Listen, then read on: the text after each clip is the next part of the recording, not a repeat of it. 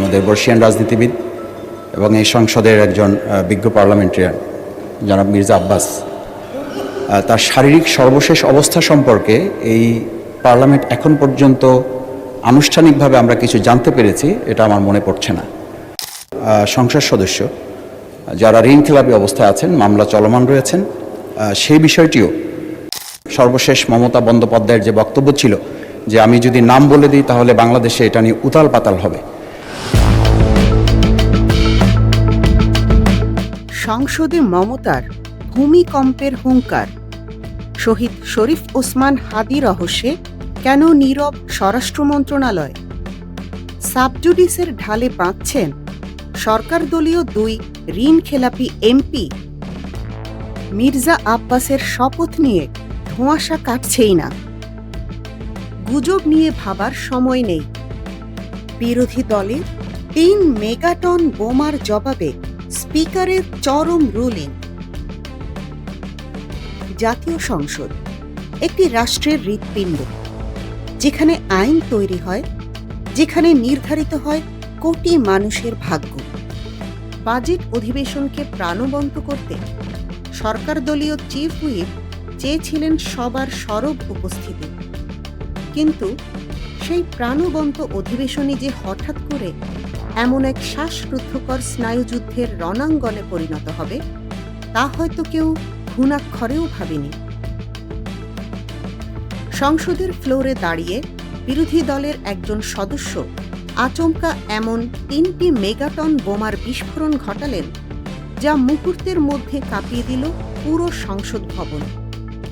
প্রথম বোমা বর্ষিয়ান রাজনীতিক মির্জা আব্বাসের রহস্যজনক অনুপস্থিতি। দ্বিতীয় বোমা সরকার দলীয় 2 জন হেভিওয়েট এমপির ঋণখেলাপি হওয়ার ভয়ঙ্কর অভিযোগ। আর তৃতীয় এবং সবচেয়ে বড় বোমাটি ছিল শহীদ শরীফ ওসমান হাদি এবং ওপার বাংলার সাবেক মুখ্যমন্ত্রী মমতা বন্দ্যোপাধ্যায়ের সেই হাড় হিম করা হুঙ্কার। কি ঘটেছিল সেদিন সংসদের ভেতরে? কেন বিরোধী দলের এই ভয়ঙ্কর দাবিগুলোকে গুজব আখ্যা দিয়ে এক লহমায় উড়িয়ে দেওয়া হলো? সাবজুডিস বা বিচারাধীন বিষয়ের আইনি ঢাল ব্যবহার করে কাদের বাঁচানোর চেষ্টা চলছে? আসুন ক্ষমতার করিডোরে শুরু হওয়া এই মেগা পলিটিক্যাল থ্রিলারের নিখুঁত ময়নাতদন্ত করি। সংসদ যখন পুরো দমে চলছে তখনও একটি চেয়ার ফাঁকা। বিরোধী দলের সদস্য ফ্লোর নিয়ে প্রথমেই পয়েন্ট অফ অর্ডারে প্রশ্ন তুললেন, এই সংসদের একজন অত্যন্ত বিজ্ঞ পার্লামেন্টারিয়ান এবং বর্ষিয়ান রাজনীতিবিদ জনাব মির্জা আব্বাস কোথায়? তার শারীরিক অবস্থার সর্বশেষ পরিস্থিতি কি এবং সবচেয়ে বড় কথা, তার শপথ গ্রহণের বিষয়টি এখনও কেন ঝুলে আছে? এ বিষয়ে পার্লামেন্টকে আনুষ্ঠানিকভাবে আজ অবধি কিছুই জানানো হয়নি কেন? পুরো দেশ যখন তার শারীরিক অবস্থা নিয়ে উদ্বিগ্ন, তখন রাষ্ট্রের সর্বোচ্চ আইনসভায় এই নীরবতা কেন? এটি কি নিছকই কোনো স্বাস্থ্যগত জটিলতা, নাকি পর্দার আড়ালে চলছে অন্য কোনো রাজনৈতিক সমীকরণ? বিরোধী দলের এই প্রথম প্রশ্নেই সংসদের ভেতরে এক ধরনের চাপা অস্বস্তি তৈরি হয়। তবে প্রথম প্রশ্নের অস্বস্তি কাটতে না কাটতেই ফ্লোরে আছড়ে পড়ে দ্বিতীয় মেগাটন বোমা। এবার নিশানা সরাসরি সরকারি দলের দিকে। বিরোধী দলের সদস্য অত্যন্ত জোরালো কণ্ঠে জানতে চান, সরকারি দলের 2 জন হেভিওয়েট সংসদ সদস্য বর্তমানে ঋণখেলাপি, তাদের বিরুদ্ধে মামলা চলমান, যাদের বিরুদ্ধে জনগণের হাজার হাজার কোটি টাকা আত্মসাৎ বা খেলাপি হওয়ার মতো ভয়ঙ্কর অভিযোগ, তারা এখনো কিভাবে পার্লামেন্টে অংশগ্রহণ করছেন? একজন আইন প্রণেতা হিসেবে তাদের ভূমিকা কি? দেশের সাধারণ মানুষ তো এটা জানার অধিকার রাখে। কিন্তু এই ভয়ঙ্কর অভিযোগের জবাবে সরকারি দলের তরফ থেকে যে যুক্তিটি দেওয়া হলো তা রাজনৈতিক বিশ্লেষকদের মতে এক নিখুঁত আমলাতান্ত্রিক ঢাল। সরকারি দলের প্রতিনিধি দাঁড়িয়ে স্পষ্ট জানিয়ে দিলেন, এটি একটি সাবজুডিস ম্যাটার। বিষয়টি যেহেতু কোর্টে বিচারাধীন, তাই কোর্ট সিদ্ধান্ত না দেওয়া পর্যন্ত এ বিষয়ে সংসদে কথা বলার কোনো সুযোগই নেই। অর্থাৎ আইনের মারপ্যাঁচ আর বিচারাধীন তকমা লাগিয়ে এই ঋণ খেলাপিদের বিষয়ে আপাতত মুখে কুলুপ এঁটেছে সংসদ। কিন্তু আসল সুনামিটি তখনও বাকি ছিল।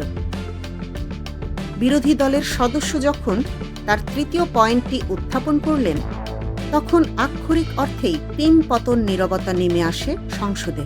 প্রসঙ্গ শহীদ শরীফ ওসমান হাদী। এই হত্যাকাণ্ডের বিচার এবং এর সাথে জড়িয়ে থাকা আন্তর্জাতিক ষড়যন্ত্রের গুজবগুলো যখন ডালপালা মেলছে, ঠিক তখনই আগুনে ঘি ঢেলেছেন খোদ ওপার বাংলার সাবেক মুখ্যমন্ত্রী মমতা বন্দ্যোপাধ্যায়। সম্প্রতি তিনি অত্যন্ত দম্ভ ভরে এমন এক হুঙ্কার দিয়েছেন, যা সরাসরি একটি স্বাধীন রাষ্ট্রের অভ্যন্তরীণ রাজনীতিতে হস্তক্ষেপের শামিল। তিনি বলেছেন, আমি যদি নাম বলে দেই তাহলে বাংলাদেশে এটা নিয়ে উথাল পাথাল হয়ে যাবে। কি জানেন মমতা? কাদের নাম লুকানোর চেষ্টা করছেন তিনি? আর বাংলাদেশের স্বরাষ্ট্র মন্ত্রণালয় এই চরম অবমাননাকর এবং উস্কানিমূলক মন্তব্যের পরও কেন নিশ্চুপ? বিরোধী দলের দাবি ছিল অত্যন্ত স্পষ্ট। গুজবের এই দাবানল থামানোর জন্য অবিলম্বে স্বরাষ্ট্রমন্ত্রীর পক্ষ থেকে সংসদে একটি ব্রিফিং বা আনুষ্ঠানিক বিবৃতি দেওয়া প্রয়োজন।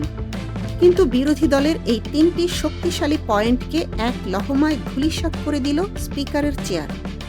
সরকারি দলের এক সদস্য যখন পয়েন্ট অফ অর্ডারের নামে অপ্রয়োজনীয় সময় নষ্ট করার অভিযোগ তুললেন, তখন স্বয়ং স্পিকার হাফিজউদ্দিন আহমেদ অত্যন্ত কড়া ভাষায় তার রুলিং বা সিদ্ধান্ত জানিয়ে দিলেন।